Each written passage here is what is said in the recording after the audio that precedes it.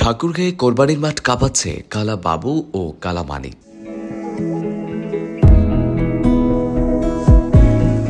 প্রায় ৩ বছর পর ঘর থেকে বের হয়ে সূর্যের আলো দেখলেন কালাবাবু। শরীরের রঙের সাথে মিলিয়ে নাম রাখা হয়েছে কালাবাবু।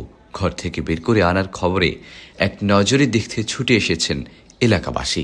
এই গরুর নাম রাখা হয়েছে কালামানিক, গড়াইয়ার কালামানিক। এই গরুটা অনেক বড় আকারে, অনেক বড়, মাংস অনেক বেশি, এবং গরুটা অনেকেই দেখতে আসতেছে, আমিও দেখতে আসলাম। এসে দেখলাম যে না, আসলে এই গরুটা অনেক বড়। প্রায় ১,০০০ কেজি ওজনের কালাবাবুর দাম রাখা হয়েছে ৬ লক্ষ টাকা। এরই মধ্যে বেশ কয়েকজন গরু ব্যবসায়ী ৫ লাখ টাকা পর্যন্ত দাম হাঁকিয়েছেন। কুরবানি ঈদের জন্য আমি এই গরুটা ১০ লক্ষ টাকা হইলে যে কারো হাতে বিক্রি করবো আর কি। আমার তো ধারণা, আরো অন্যান্য জন ধারণা দিছে যে ১৪ থেকে ১৫ মণ।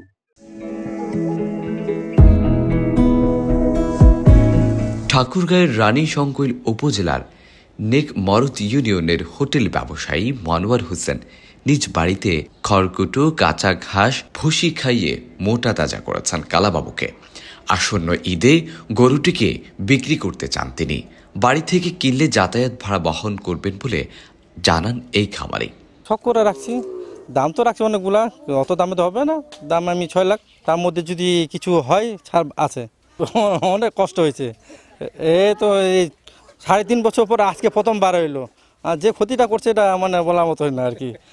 ৮-১০ জন লোক লাগে ওর পিছনে খালি দৌড়াইতে, ৩ কেজি রশি লাগে। নিউজ টাইমস 24 বিডি, সত্যের প্রত্যয়ে আমরা।